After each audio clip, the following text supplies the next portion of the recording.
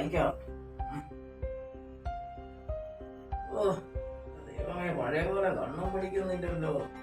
ഞാനെങ്ങനെ വായിക്കും? കണ്ണാടി വെക്കാതെ തരവില്ല.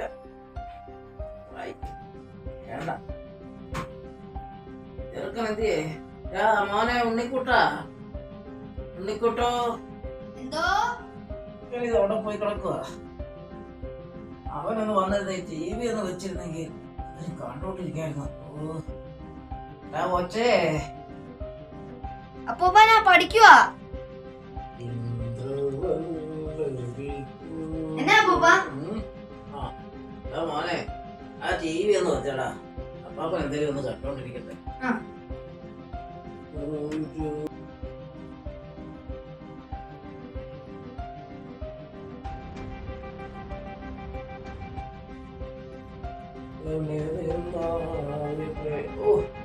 ഒന്ന് മോനെ, ഇത് എത്ര നേരം വേണം TV വെച്ചിട്ട്?